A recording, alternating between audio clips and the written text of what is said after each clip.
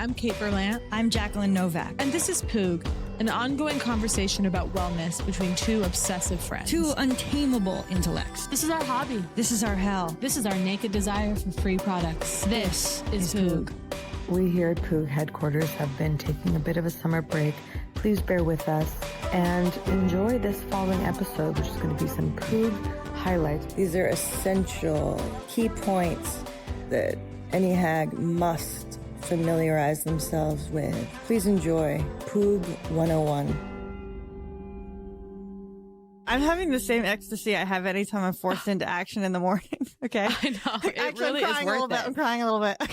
Okay, they're not going to fall, but I'm feeling them. I'm moved, and I feel... When we first came on, Theta commented that she thought we looked like we had the look in our eye that's really specific, like when you see someone like in the morning or you meet someone at the airport. Okay, like this is the early morning phase, and I have this about the subway in New York in the morning. Okay, okay, in New York in the morning, there's this. There's a slightly bloated, so slightly bloated, but often salt face. Often though freshly showered. Okay, and that's freshly showered and bloated. That's genius. That's exactly correct. And so it's this really sort of beautiful thing because you're not like repulsed because everyone's like cleaner than they've ever been, right? Everyone's Scrubbed. like slightly scrubbed and like pink, but then they're like puffy. They're bloated and it's like beautiful. That's so sweet, like little children. Yeah, okay. They waiting look like for Santa. Yeah, it's really I love that. And then so I feel like a it's in our sleepy businessman. eyes. Like seeing a sleepy Oh my businessman God, on the it's train. Very specific. Like it's very cute. Okay, so this morning, I woke up. I just can't believe that remark was made about the airport because I had my coffee and I was like, oh, I feel tired right now, but I'm forcing myself to wake up for Poog. And I walked into the living room and I found myself shuffling around and I imagined in my head, I said, imagine being at the airport. Oh, no, here's what it was. I was imagining when you're at a hotel and you have to wake up really early to leave. You know, and because you have to catch an early flight and maybe you're like shuffling past the breakfast station or something. Or when you see the other people shuffling around, getting their cornflakes and there's this huge, there's this community there and there's this like this horror of being awake early and you're tired. But then it's one of the coziest feelings. I know. What is that? Okay. Let me drop it. Let me drop it. Let me feel it. Okay. Let me drop into that. And this morning I was pretending I was doing that. I was walking around my living room, imagining I was like, you're at the breakfast buffet. You know, it's 6:45 a.m. Okay, I just want to like take a second with that because there's something about like being at like a Quality Inn or something, right? Okay, or anything like that. It's a very like it's like the mid tier or maybe first tier. I don't want to say low tier. It's as if I work for the company. Mid. Like, well, we don't have any low tier hotels in our roundup. We have ones that serve different. We have a purposes. DoubleTree, hun. Yeah, okay, but like going down, okay, and like the feeling of. First of all, I can just hear the elevator. Yes, the ding of the elevator, the dragging your suitcase in, the sort of reflective floor of the lobby that sometimes gives way to carpet in the breakfast room. Okay, there's a feeling of the echoey hall, and then you step in. Sometimes there's like carpet in there, dismounting the hall into the carpet. Yeah. And then like the shuffling around. And I feel like it's always like a father. In my mind, there's like a couple characters that are always there. Okay. And they're not, but in my mind they are. Poog morning is huge. And I think that we should do 9 a.m. recordings because we always record in the afternoon. And I feel, fools. And yesterday when I pitched, I was like, this is crazy. What about a 9 a.m.er? Yes. And now I feel overwhelmed with my new title as a businesswoman who's awake at the crack of dawn. I woke up, by the way, at 7:30 for a moment. Yeah. Peered up, saw my clock. Ooh, it's 7:30. Was like, I could wake up, but you know what? I'll go back to bed. And then 8 a.m., hit snooze till 8:15. Well, this is pointless and not interesting anyway. But I'm interested in this. This is interesting to me. So I don't know why I would get down on myself like that. But I just find that the mornings, there's the magic of when you wake up at the same time every day. And I, for a long time, have been like 8 a.m. I miss that. And the eye does just open like a doll's eye, like that thing that doll's eyes do. 7:58. I'm doing that. I'm doing the flutter. And then the eye flutters a little more and closes until maybe 8:04. Closes. Right now, I'm just like the horror movie of it closing and then like being like, I think the demon has passed. Okay, I think the demon has left. That's hilarious. When I wake up in the morning, A huge way that I'm able to wake up is to imagine I'm being filmed or to be in the movie version of waking this up. continues that to really come helps. up. So this continues to be the Okay, huge theme of being alive. But like The only way is through also being filmed. I have a thing, and I have to maybe re-examine this. Okay. I feel really embarrassed for all movies, TV shows, anything when it starts with a character waking up in the morning. I've historically been like, I'm like, are you absolutely kidding me? Why don't we start at the very beginning, the morning? Like, like if your movie starts and your character is, the alarm going off, the hand flies out of the bed, hits the top of the alarm, and then the camera pans over, and there's our star. There she is, boys. There's Donna, okay? No. It's unacceptable, okay? And like, of course, I'm flying to imagining that I'm a filmmaker with a movie that starts that way and feeling devastated to hear my beloved Kate Berlant say this. But here's However, the of thing. course, there are always exceptions. There are good movies that start that way. Okay. I've been shocked because I always get upset when I see it, and I'm like, this fucking piece of shit cinema with the and then it's amazing. morning moment. And then but there are great moments. And I just want to say best, I think the greatest morning actor is James Gandolfini in Sopranos. Wow. Sopranos. Why can't I? I think we pronounce it Sopranos in this house. His morning acting, his bed, waking up as Tony Soprano, like a little hungover, his morning acting is exquisite. It's divine. No, you know what? What I tire of is the hand flying at the flying at the snooze. or like throwing their knocking their. There's a very they're always knocking it off. Yeah, there was like they're always knocking it off like. I don't know. It's like to sleep act. See, this is a question, okay? And you have lots of on-set experience, so perhaps you can answer, but it's like this, okay? I'm always wondering, how much can a director push a known star, okay? Very good question. In a basic way. So could you say to a big actor, the way you're waking up isn't believable? Right. Okay, do you see what I'm saying? Because or like, I'm not believing you're drunk, okay? Like shit like that. Because those are the basic like horrors of like acting, right? It's like, to me, would be like anything that's supposed to be authentic. If you couldn't pull it off, would be devastating, right? So like, I'm playing drunk is one of those classic things. Yeah, drunk is really hard, but like Waking even crying. What if it were like hardest thing to me? Yeah, laughing. Oh that's the number one hardest thing on earth is Jesus.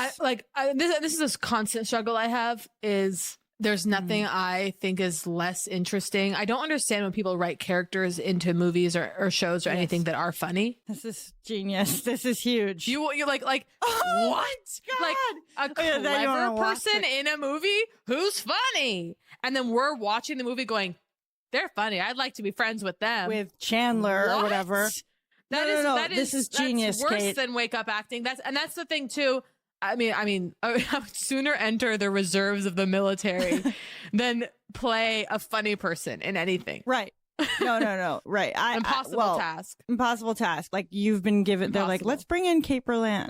Like she'll nail these lines. And then it's a bunch of like witticisms that you have to toss off. And like, the problem is they're probably not good. Right. No, they never are. They're never good. That's the problem. They never are. Give me a straight roll, okay? And then the comedic juices will flow out of me through the truth. No, playing a spunky, funny person. Absolute. I mean, impossible. Unacceptable. It's shocking that it continues to. Because to happen. me, that character in a show, the quote funny one, like I don't experience them as the funny one. I experience them as like the recognizably human character of someone who like. Kind of thinks they're funny and like makes little jokes all the time, and it's like annoying but kind of sweet. Like, actually, I'm trying to think. Like, I feel like when I was like a kid and watching like Friends, like I was just like Chandler's so funny.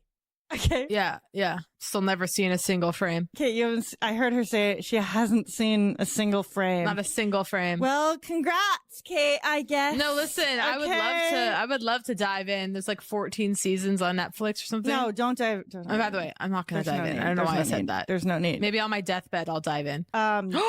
Chandler once hit on my mom. I just remembered. What? My mom was at some party and Chandler blocked the door and said, "You're not going anywhere." But then she breezed right by. Everything was fine. It wasn't any kind of predatory thing.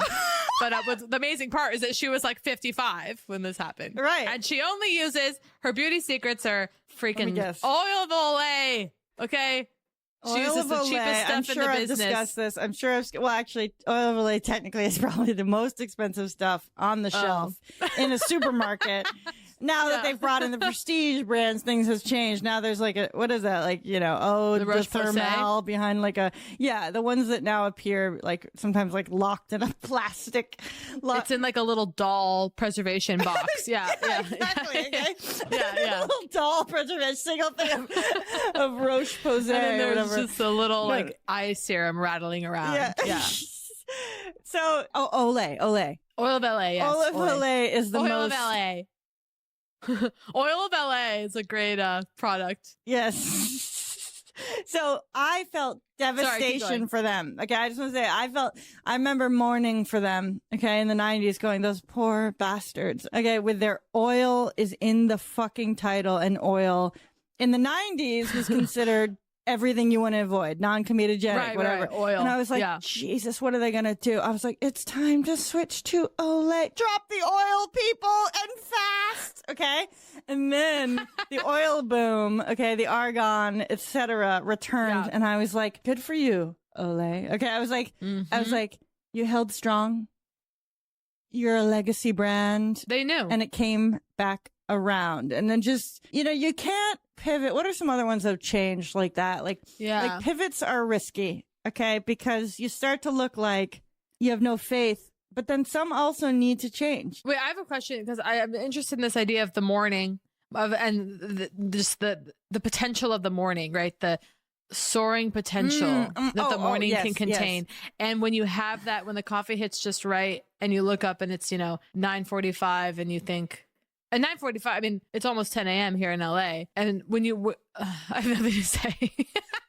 No, I'm just saying like the high of the morning is so exquisite. And I think waking up at 8 a.m. is right. That's solidly doable. That's not, you're not technically an early riser, but that seems like a very appropriate. I mean, seven would be. No, I go back to the like one fucking time in my life where like I was like, my eyes were opening as dolls do, and then I'd roll out of bed, start Kundalini yoga with a fucking, candle lit. That was probably 7:30. Oh, 7:30 that's my goal. 7:30 to be the 7:30 girl. I knew you were gonna love 7:30 because 7:30 sounds good. 7:30 is actually the more I'm thinking about it's the most beautiful combination of numbers. It's like cellar door, the two most or the most beautiful word in the English language.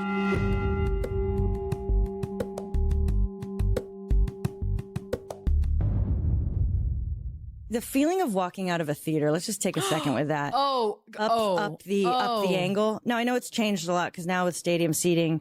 Well, now it's over. No theaters, but but there's, and that's the thing. That's why we for the children is that when the credits roll, you turn to the person next to you, you get your bag, and you walk out, and you've been transformed, and you have the new life lessons, and you go, and you walk into the cold light of day, and you are you are absolutely reborn. You've been baptized. The belly of the beast that is the darkness of the theater. The communal baptism that we no longer have. And I'm sorry, Marvel ain't gonna baptize. Actually, that's not fair. That's kind of occasionally Marvel can. I want to say, I want to take that back. Yeah, but I've never been baptized in the cold waters of Marvel because I've never seen a Marvel movie. Here I go again. It sounds like I'm really, I'm really degrading that. The Janus again. I think it's fine. I've also softened to sports. Okay? Right. We need God. However, we're going to get it. Okay? Yes. But I just, that feeling. Yes. And that to me is so directly tied to youth. Yes. It feels like when you're, to be forever youthful, when you go into a movie, you are the child. You're back in the fetal. And of course, I'm not we all know this, the movie theater, the darkness as fetal space, right? Yes, absolutely. As kind of, and to finally be silenced. I mean, that's why we go to movie theaters. To finally be silenced. You mean I don't have to talk? I don't get to talk for an hour and a half? Oh, what a relief. Can you imagine? I can a relief you don't even know you want. And then also the entraining of the brain, like take my brain away, please. And carry it along a path. For the love of God, get it out. Where I can merely observe. I can exist as pure awareness. The goal of meditation, dare I say. Okay. Don't you find? Yeah. I'm sorry. Now I'm like, have I ever been in a movie theater watching a movie, even if I don't like the movie? Mm-hmm. I'm very rarely still processing my own bullshit.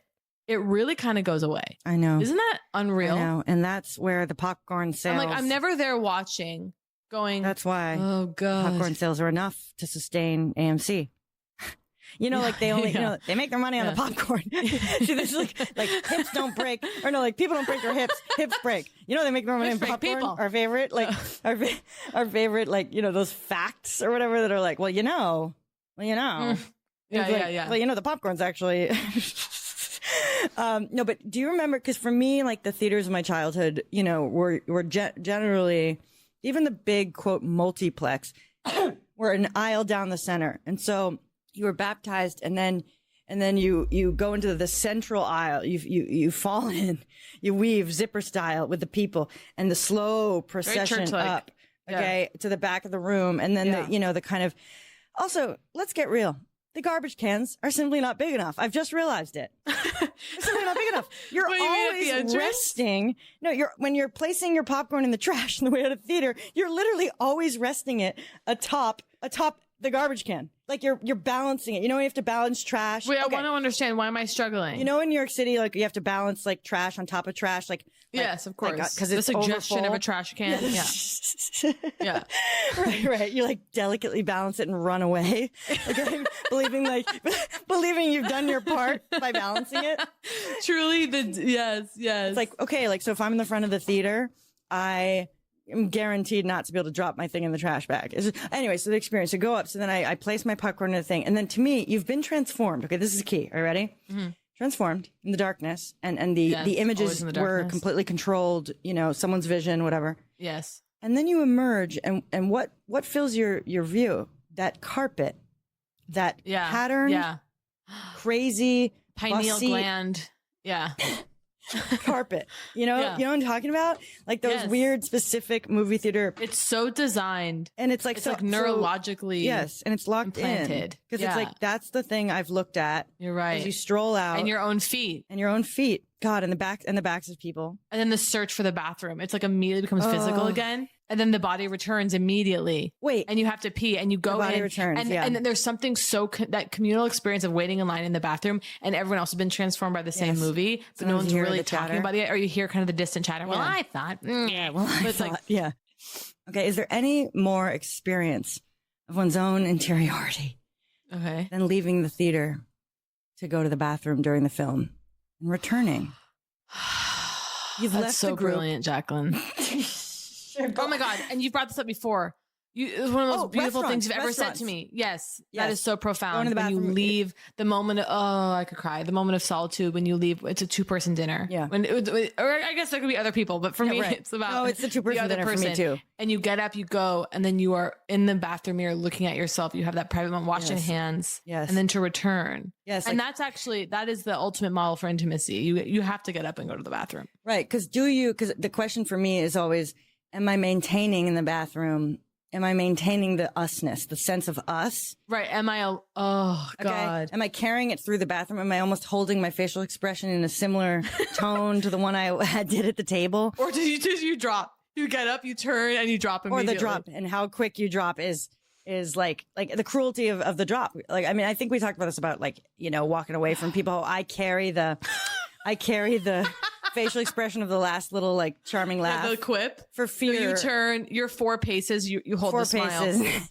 But then it's gotta go. Do you ever perform the drop as a way to, because I found myself a couple times perform the drop. No, to myself. Like maybe you're having a little small talk with someone. It's kind of a professional interaction. Well, I know. Well, I'll see you tomorrow. You turn and you drop it almost immediately as a private recognition that wasn't you. Oh, brilliant. Absolutely. Because I find myself doing that or a continuation.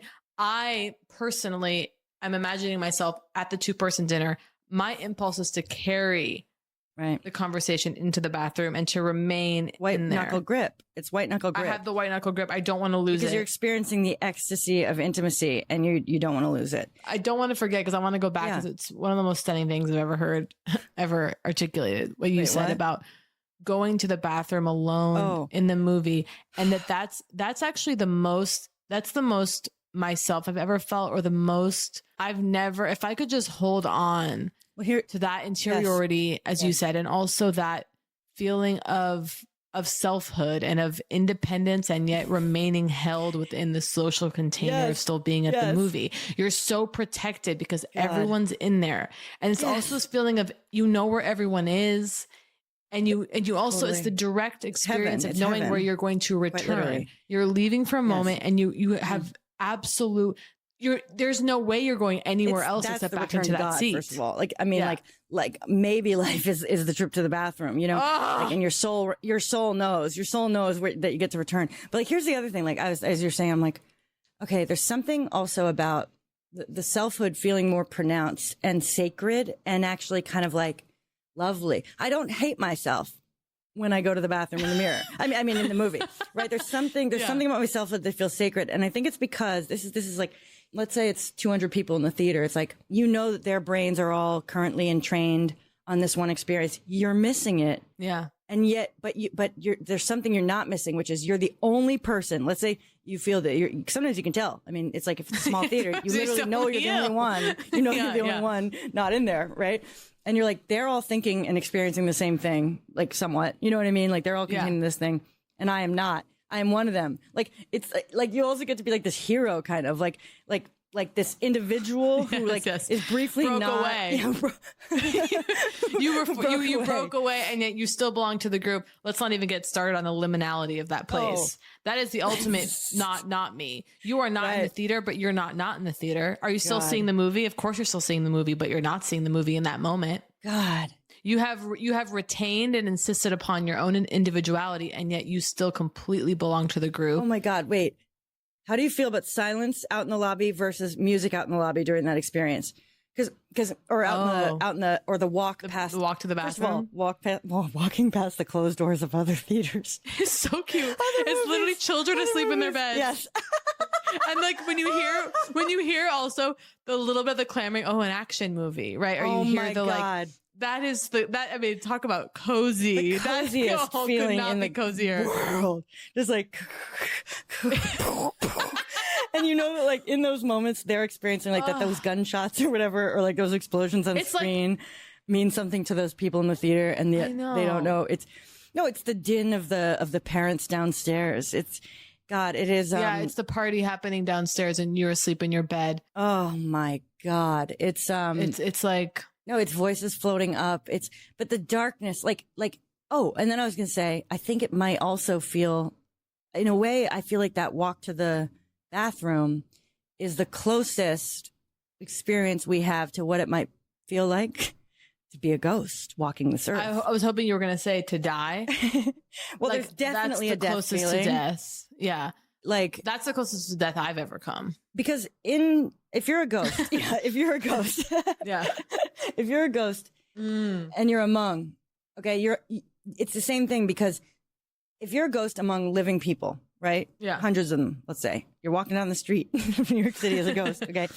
They are all experiencing and, entrained the same movie. To this one level of reality, same movie, which is life on Earth. Yeah. And you are witnessing it, aware of their entrainment, know what they're looking at, but you are in those moments, not a part of it. Yeah. Damn. Got it. God, that's good. Oh shit. God, that's fucking good. God, if we can identify these kinds of liminal, see, it's not, because it's not just, there's too much. Here it is. Okay, folks, an epiphany to save Here us. It comes. See, look, I was getting spiritual dollar signs, which to me means it's the same thing as someone picturing the widget, then they produce 1 million and look at the money they'll have. I started to go, we got to do this more. We got to find more moments like this. We can find more moments like this. I know, no, trust me, Jacqueline, in these last moments, I was like, well, here's a book. There's a book in here. And then I was like, and here comes, I was like, this is film. This is cinema. How can I express this? I'm like, you're already expressing it. You're actually in the microphone. Yes. You are expressing the idea is here. It's never enough. I need more. And again, I'm grasping. Wait, there was an epiphany, not a major one. You had one. I know what it is. Right. They always say they're fools. They're fools. Okay. They say, go to your happy place. Okay. Now that's like a cliche, it's like a meditative sort of guided meditation. Oh, you mean just generally? Okay, yeah. Well, go to your, close your eyes, go to a place that's comfortable for you. Go to the beach. I'm like, the beach is so loaded and the beach is so stressful. but instead of go to your happy place, they always make it space instead of time. Okay.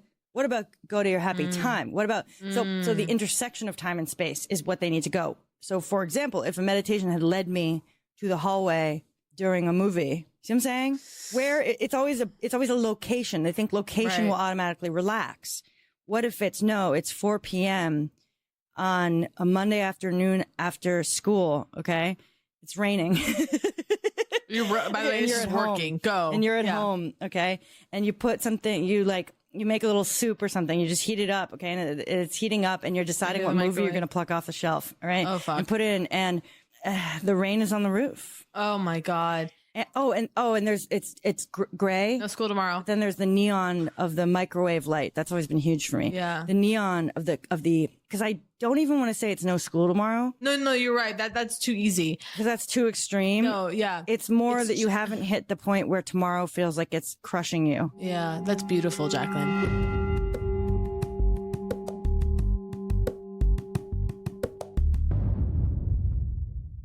This message is sponsored by Raycon. With summer in full swing and so many celebrations happening this year, whether I'm heading to a backyard BBQ, running errands, or just enjoying the nice weather, my Raycon Essential Open Earbuds have basically become part of my daily routine.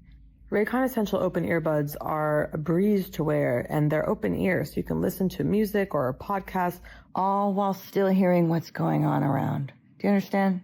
It's called safety while enjoying audio delights. And they sound amazing, but again, are just so comfortable. You can wear them during a commute, on an airplane. They sound amazing. They're comfortable to wear. Yeah, I've been loving them lately.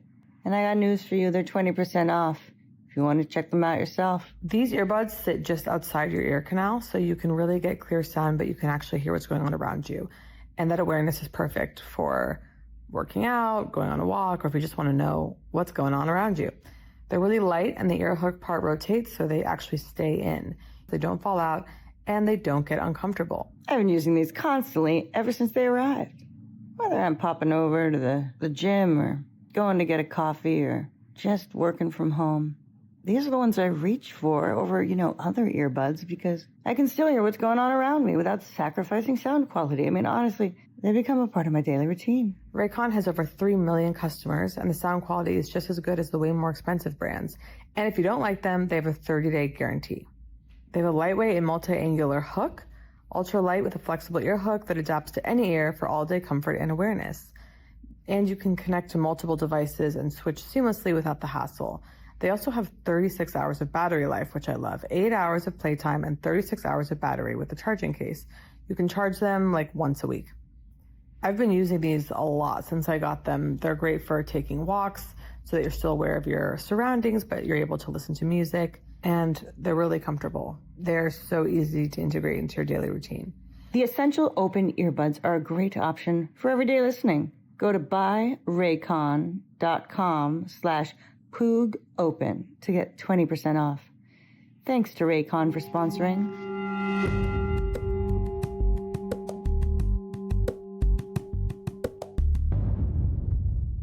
We are very excited to partner with Vuori. Vuori products are so versatile and comfortable.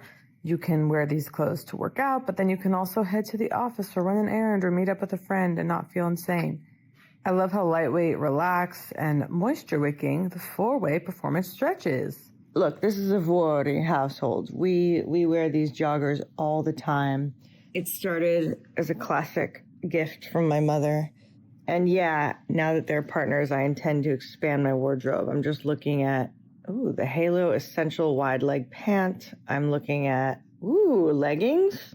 I'm a fool to have never tried these. I love the Villa Wide Leg Pant. So comfortable, but then also great. You could even get on a plane in them.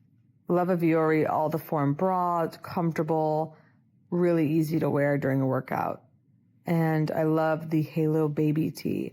Love it, super soft, the classic crew neck, cap sleeves, really nice with any kind of bottoms for just a cute little active outfit. Vuori is a huge part of my life, okay? These start for a lot of people, gym, and then they go, wait, I need these in life. Whether you're running errands, whether you're going to the office, whether you're meeting up with your friends, you're going, it's Vuori time is what it is.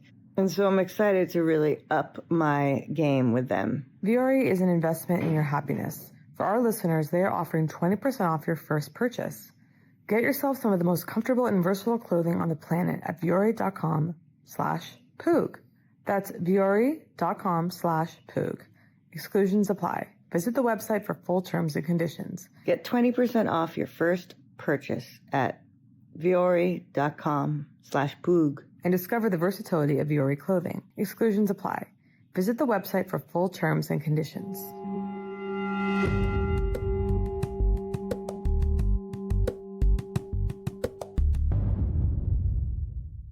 Electrolytes are key. Salt is life. Element is salt, but it's also delicious, addictively so. Lemonade, probably my favorite flavor. Watermelon, raspberry.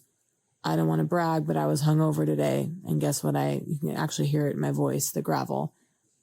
I did a pink lemonade element. It was fabulous.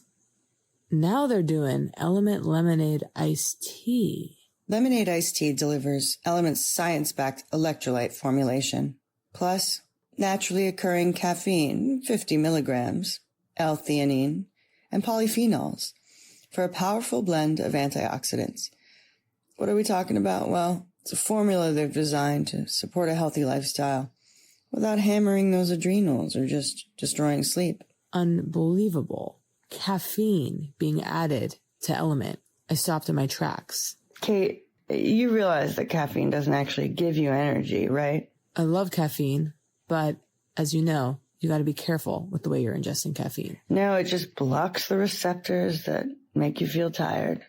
That's a painful truth, and one that, well, I guess Element is interested in helping us navigate. The combination of the hydration with the electrolytes and Element with the caffeine stabilizes you, and it can fit into your day in an easy way versus your usual ways that you go about getting coffee or procuring caffeine. Look, I drink Element because, well, it all started with all the sweating and noticing that I felt better when I had an electrolyte drink during a deep workout or a sauna session. Isolated caffeine, the kind that's in a lot of energy drinks, hits harder and drops faster because there's just nothing there to smooth the curve. Tea, however, works differently. The caffeine comes bundled with L-theanine and polyphenols, and the way that it exists like that naturally in the world is the point. That's what gives you a noticeably steadier feeling. There's less of a spike and less of a drop.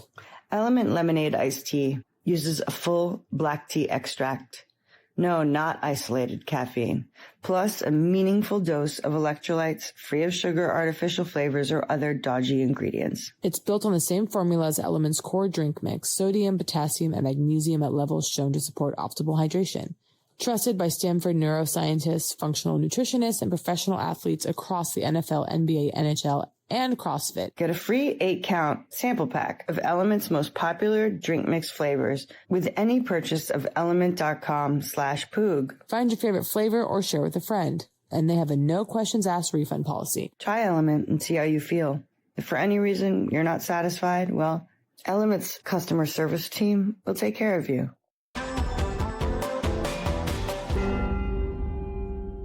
Do you have any dreams from childhood that you still remember? Early nightmares? I think I anything? remember my first dream ever, which was that I was in some kind of gift shop, obviously a wonderland for me, and there was a carousel, the carousel of postcards. I know it well. Which used to be a really important thing for me, like the postcards, Yes. the carousel. And I'm looking at the carousel of postcards, and then there's just a witch there, just like a classic like witch. And that was, I think, my first dream because I was in a stroller. I was being strolled, I was in a stroller, and I was Right. observing the postcard carousel from the stroller. Oh my God. And I once also saw a witch. It's like early like childhood magical reality stuff where I thought I saw a witch on a broom like sail across the sky. Oh, fantastic. So cool. Um, It was also like around Halloween. Of course. therefore legitimizing like that maybe it was. Well, I have a memory that I, arguably could have been a dream, but I still like prefer to kind of stand by that I saw the Easter Bunny. Okay. Which is like not even like no one thinks that myth is real. Like, But no, I believed in the Easter Bunny after Santa. Santa was revealed to be false, I told my parents, I said, you have to tell me if he's real or not, because a lot of the kids are saying he's not real. And I just need you to tell me, is Santa real? And it was before school. And I remember my parents were like, yeah, it's not real. And I was like, oh my God. I wish I had never asked. Like, I had a meltdown. And then it was like weeks later, I was like, Easter Bunny's real though, right? Oh no. I was like, not the Easter Bunny too. That is so you, like the anxiety appearing. Okay, and they're like, Easter Bunny's right? Because that voice, like, Easter Bunny's right, is what you do when you're like, you're walking a thin line between safety and danger. Okay, exactly. You know me and so you're well. like, if I just say it casually like this, it's almost like the gods won't notice. The gods won't notice if I just quickly ask for the thing I want to be true. I know. You're like, the rabbit's real, right? The rabbit's real, though. If I say it quietly, like, because you don't want to be like, the rabbit's real, and then the universe will scream back, no, it's not. So you're like, rabbit's real, right? You're like very specific of your psychology through gesture and. I mean, the tooth fairy, don't even get me started, loved the tooth fairy. But I thought I saw the Easter Bunny downstairs. I went down for a drink of water. It was like a huge, walking Donnie Darko bunny, whatever. Yeah. And did the bunny look at you?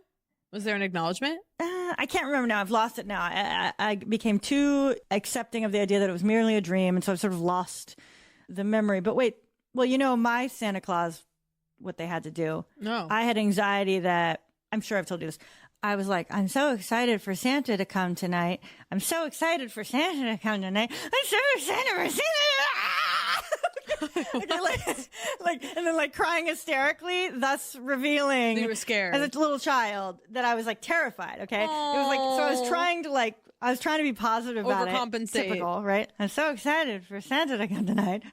I'm so excited, and then crying, and then it was like, or this is how my parents describe it, is almost like I'm saying I'm excited, and then it's like, but I'm saying it with an intensity that's revealing something under the surface, and then like a freak out, and then so human. The fear, I was like, my fear was of surprise. Okay, anticipation and surprise. And this used to happen to me if someone delivered pizza to our house. Same thing. If I know something's coming, it's like this, when's it going to happen? So I was afraid that I would go to the bathroom in the night. Yeah. And run into Santa. Okay. Santa. Like this, oh, I'm going to head out into the hallway and see Santa. And that would frighten me. So I was really freaked out by it. So what my parents told me, it was really cozy. Okay. Was that, well, you don't have to worry. Okay. Because Santa has to get to so many houses. Yeah. What he does, he actually drops off some of the gifts in advance. And so the gifts the gifts are already here. No, and they're hidden in Dad's closet. Okay, they're hidden in Dad's office.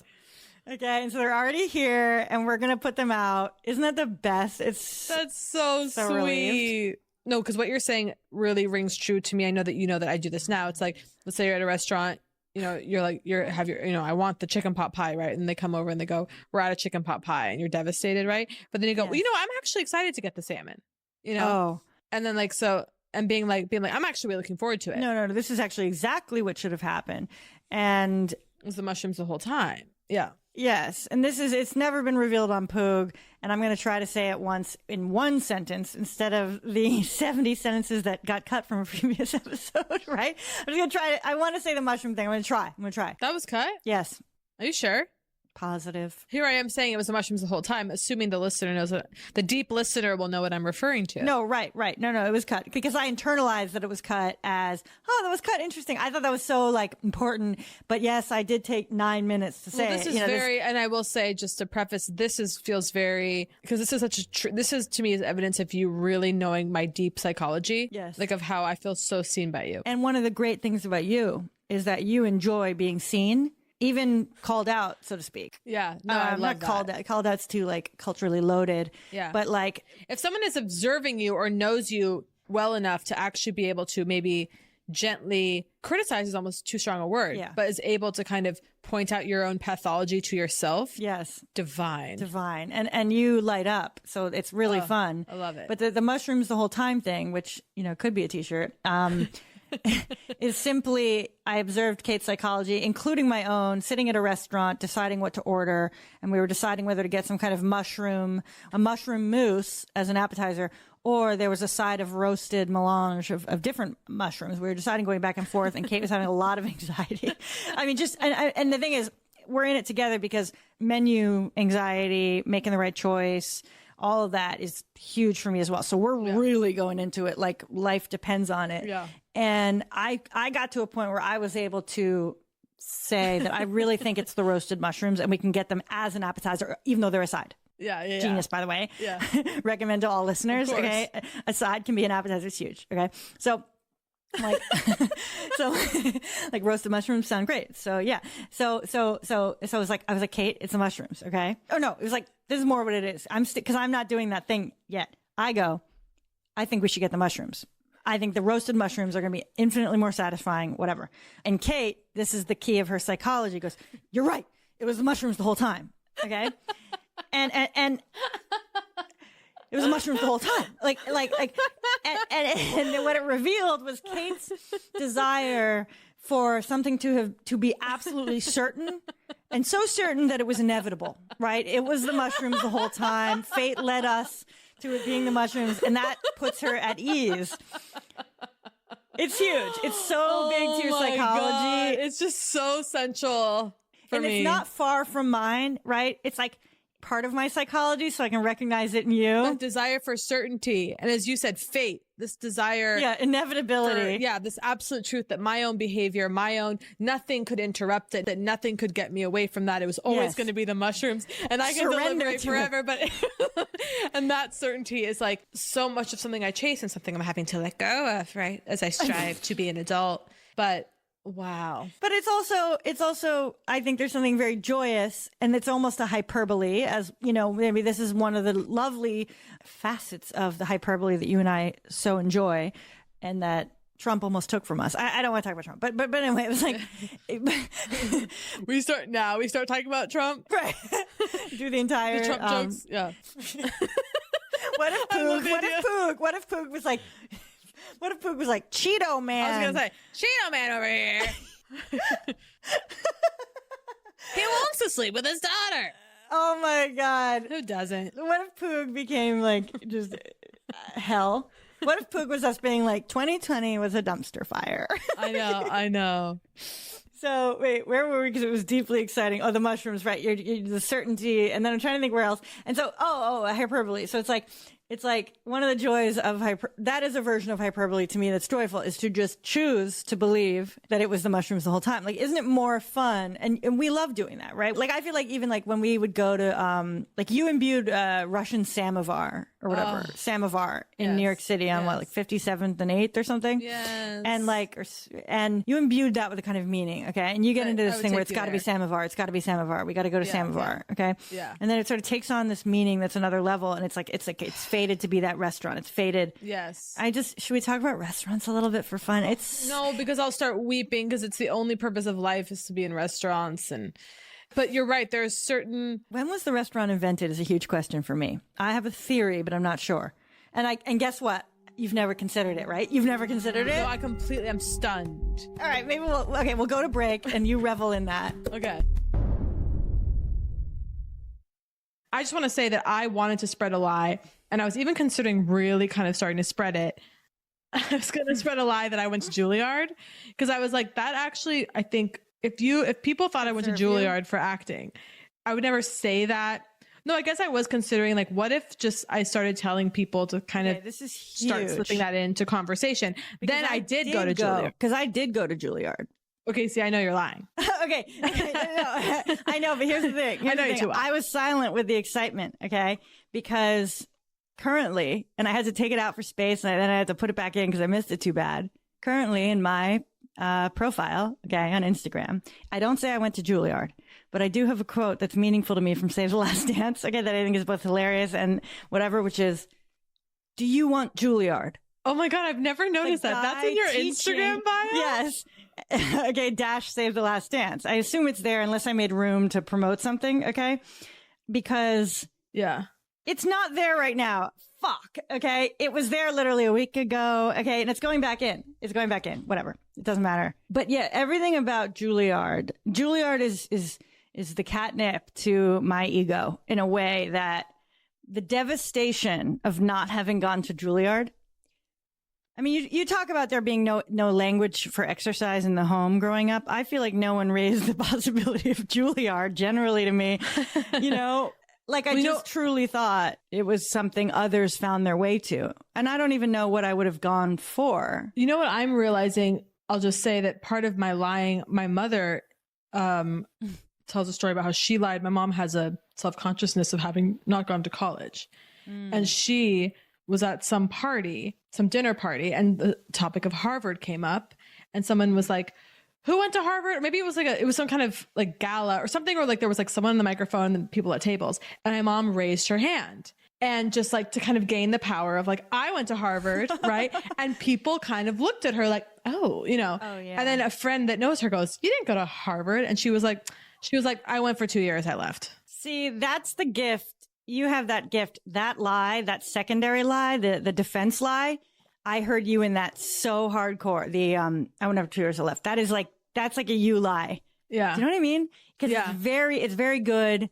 It makes sense. I don't know. I hear you in that. It's like wild. No, I'm realizing like, that's totally my mother's influence. Because how dare you tell me I didn't go to Juilliard? Who the hell do you think you are? And all that me going to Juilliard really means to you, right, is me saying I went to Juilliard. This is huge, and I think this is huge. So I did go to Juilliard. I did. Totally. No, as did I. That's why I was trying to claim it earlier. I was trying to, because I felt that it was very clear that there was a benefit to doing this, okay, psychologically. And so I said, well, you know, I did go to Juilliard. That was me dropping right into it. Yes, of course, you shut me down instantly. Okay? Apologies. And I understand, you know. But no, we went to Juilliard. Harvard, though, can be a curse where it becomes, if someone has gone to Harvard, right, that causes me to ask myself, do I think they are up to the snuff of what I believe Harvard is? Okay. Yeah. Okay. So if someone's gone to Harvard, that causes me to pose a question of how smart do I think they are, right? Are they matching up to Harvard? Are they below? Are they absolutely above? So like I have a friend who went to Harvard who I regularly, anytime she does something genius, I'm like, Harvard. Okay. Going Obviously, to Harvard, not that she got so it there. over the top. Okay. Not that she got the genius there, of course, right? But I go, that's the Harvard. Okay. There it is. That's the essence in you that was Harvard bound. Okay. From the start. And then there's other people who I find out go to Harvard. I never forget it because I go, they're a fool and an asshole. I do not see how they slipped through. Inherited wealth. I mean, because at this point, if you're going to Harvard, if you're still, you know, dining at the table of the Ivy League, like it's so antiquated. We know college is like essentially useless and a Ponzi scheme. Like, unless, you know, yes, of course, for the friendships and be exposed to new ideas, but also do that in your apartment with your friends or like download a goddamn syllabus. Like it's just, you know, more and more. Huge. And it's really great that college should be like kneecapped, right? Kneecap. And it's unaffordable and there's no protection. Like hitting the knees? Is that what you mean? Hitting the knees. Yeah. Like a mob term? I think so. The ease with which you said, it's got to be kneecapped. It was like, wait. I know you think it was like, so, you know, college should be, you know, revealed for what it kind of truly is or kind of what it allegedly promises has been revealed to be a lie. You know, so we know that now. And so wearing the Harvard sweatshirt in this world now is so strange. Like I'm obviously not actually saying that it's like wearing like a swastika, but there's something about it that feels like there's something about because we also know that system is like deeply like racist and like so fucked up and corrupt. And so it's like you're holding on with a white knuckle grip to these symbols that have been kind of stripped of their power. And so, but they still hold power. So totally, like if I were to walk around in a Yale sweatshirt, but it does make me kind of scream with power in a certain way. No, right. Can you use the symbol? I'm going to buy a Juilliard sweatshirt. I just realized I'm absolutely racing. I'm absolutely racing because I think if I start lying about going to Juilliard and then someone calls me on it, I'll just go, I haven't actually decided yet what I'll do. No. But I agree. I flew forward with this. Okay. Because in my mind, so someone goes, you know, I know you didn't go to Juilliard. Okay. And I scream out, of course, you don't know shit about me first. I say, like I just, in a general sense, even to a good friend. Right. I go, what does that mean to you? Right. You know what I'm saying? I investigate their ideas. It says more about them around Juilliard. Okay, so it's like, or you know what? You didn't go to Juilliard, and I go, you did. Okay, that's crazy. Okay, no, because it's actually I'm going. You did, I did, we all did. Okay, yeah, if we want to. For me, the fantasy of Juilliard, and is young prodigy. That's what it's about for me. I've always yearned to be a young prodigy. For me, it's the sex. Sex like, behind the Juilliard. It's so 90s. Well, also it's what's that other dance movie? I'm looking up Juilliard sweatshirt. New York. It's not ABT, but it's like ABT. It's called something else. Ugh. It's the ballerinas. Sorry, I'm scoffing at the contemporary Juilliard font, but continue. Sorry. I will be buying a sweatshirt. I want to see it. It's heinous. It's like Helvetica's uncle. I don't know. It's a bad one. It's like, go for the classic. Go for the like. They're trying to modernize with a sans serif kind of give me serif. The font doesn't have this, but the font is communicating as if the sweatshirt said Juilliard period. Of course. That's like that. Which is I get that. Ugh. And Juilliard period to me is like it's like Juilliard. Need I say more? Okay? Yeah. Okay? Like here, I'm gonna have to go to eBay to buy good ass Juilliard. Yeah, here's a vintage 90s Juilliard sweatshirt, size XL, $50 free shipping, but it's XL. I know you don't wear XL. I love an XL. No, I love a big one. So I'll expect a package delivered quite soon. I'm racing because I'm afraid. This is the race of eBay. Are you gonna catch it before I do? Hold on. Okay, vintage.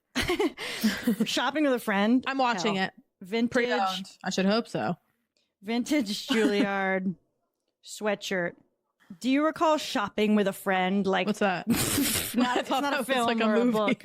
Shopping with a friend as being a movie. Wait, this doesn't make sense. Oh, you know what? Well, here's a big question. Did you spell Juilliard right? I'm pretty sure I did. Okay? I did. You know about the I in the first part of the word? Honey, I learned the hard way. But I know now. But yeah, to be like the shame of a well-rounded liberal arts education, I was ashamed before I went into it and I was ashamed after, but the seduction of well-roundedness. Yeah.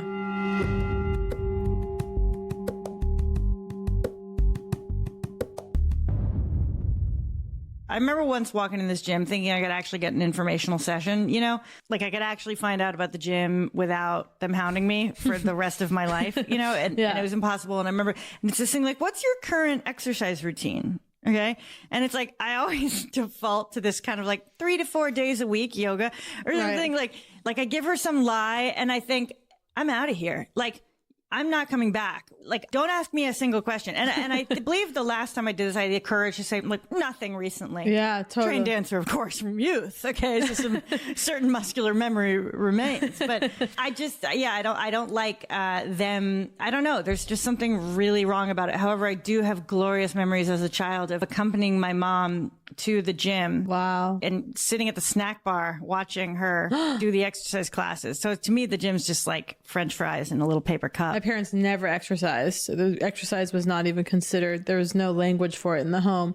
My mom would go on walks and my dad would walk up and down the stairs just in the house. But that was really it. And so Yeah, notoriously thin, no? My parents ballooned in the late 90s. The late 90s to the early 2000s, and they both went on Weight Watchers, and I remember that was huge for me because I used to wake up with like mascarpone cream on pumpkin bread, and and I was like dessert, it was ice cream every night. And then I remember when my parents went on Weight Watchers, it took a toll. I of course was still able to eat whatever I wanted, but they went on Weight Watchers and they did eventually lose it. But yeah. No, the question of whether and how we talk about weight on Poog is important because, and I don't know where we've landed because it's the final taboo. No, it is. And some say money is the final taboo, maybe, but I think it's women talking about weight. It's women talking about weight. And obviously we're not We're not pushing. And let me tell you, the sponsors have written in that some diets have tried to get on Poog. They have. They want us to advertise, and we refuse to. That's not even diet a culture joke. is hell. Food is now a superstructure to control women, a patriarchal superstructure to control women's bodies, and so we don't want to do that. However, I also don't want to hide that. Like, I don't want to be robbed of my self-hatred. I don't want to be robbed of my neuroses around my own weight. Like, because there is an expectation that any woman speaking about expressing any self-hatred or self-body hatred or anything is damaging to others. And I think that's probably both true and unpoliceable. Also, I want to live in a world where we're not allowed to acknowledge the low-grade anorexia that every woman suffers because she was born. Like, there's forever this idea, like, body positivity, of course, like, and it takes work to like love your body and to not literally hate your body and try to scratch it off. Like, that's a huge accomplishment. Yeah. But like, there's this deeply condescending language to like the body positivity movement, as though women are unable to. And again, I should have thought of something smart to say before we hit record. But help me, you know what I'm trying to say. Well, what it reminds me of when you're talking is celebrity interviews that I read in magazines as a kid and as a teen, in which it's like, what is Heidi Klum? How does she stay trim, or what's her whatever? And it's like, not eating. Yeah, and they always say, like, they always present these kind of healthy. Oh well, I don't deprive myself. Da, da, da, da, da, da, da. And it's like them putting out this I don't diet thing in order to not negatively influence young gals, right? It's like, you're fucking me up even more, because I don't understand how, like, you're able to, I indulge a couple times a week. No, no, exactly. It's like, I know what you're doing. You're not eating. Yeah. It's like, I can't remember if I mentioned this on a past Poog episode or in conversation, but I remember being eternally traumatized by a Christina Ricci interview I read, in which they were talking about, how do you manage your keeping that waist or whatever? And she said, well, I find that when I want something sweet, I actually can usually just curb the desire by eating a pickle. I think I remember that. See, these things go in like spells. They lodge deep. They lodge indelible in the hippocampus. Deep. Yes. No, it's completely. They lodge. And so that, of course, I was never able to dislodge. And so I'm almost just like, I need more of these actresses and I need more of these people to be like, I don't eat. So then the rest of us can be like, starve for 2 weeks. Exactly. Yes. Give it to us and give us, I don't know. I want the ugly truth. And, it's more comforting. It's like, cause what I feel less than when I hear that they're able to somehow, the classic, remember when mini meals would be described as a handful of almonds was one of the meals? Well, by the way, 6 meals here's another women's magazine thing. It must've been Cosmo. And I remember hearing it. Christina Aguilera, her food diary, which right there is so the violence of the celebrity food diary. And the word diary too. Her snack, 12 almonds and a piece of fruit. Yes. And so I, of course, took that to heart. My friend who writes on TV shows, okay, she said the actresses always asked for cut fruit. Like that was the only thing they were willing to sort of eat on camera. That was the thing. It was like cut fruit. And I always think cut fruit.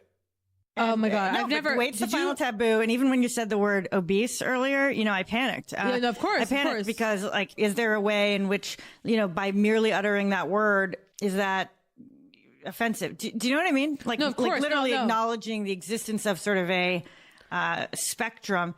But those lines, I remember specifically, my family got like a new scale, and maybe it was one of those ones that like zaps a beam through you and tells you the, different, your constitutional issues, you're 30, you have 40 pounds of fat, you have 60 pounds of bone, whatever. Okay. Whatever. My family got it. It was this thing where everyone plugs in their identity into the scale. Whoa. And so you climb on, you hit number 4, you climb on. Like, hello, Jacqueline. And it basically said my brother was obese, like I was obese. We weren't morbidly obese, but we were obese. And for years, particularly in the 90s, the word obese was just thrown around to mean it's a moral failing. Exactly. Yeah, and it's that thing where the medical term becomes the insult. Right. Idiot once was I think a medical term. Is there a term for being medically ugly? Oh, that's another thing I want to say, which is I was like, alongside this kind of condescending language on women's bodies and talking about Oh my God. like fatness Yes. thing is like being gorgeous and this need for like you're gorgeous and being gorgeous. I'm like, This is huge. I mean, the world would change tomorrow. What we need are hideous women on billboards. What we need are like, we need to, as soon as we don't like, we need to like this inability to acknowledge the ugly woman is so. No, I can't. I could not. I could talk about this for 30 hours because here's the thing. And I don't have the conclusion. Like what I'm saying is very like scrappy and not well thought out. And I feel like, but sorry, keep going. I'm tired. The condescending language around women. The thing. See, I realized a number of years ago that me being absolutely unwilling to acknowledge myself finding anything unattractive. Okay. Yeah. Is actually deeply patronizing. Right.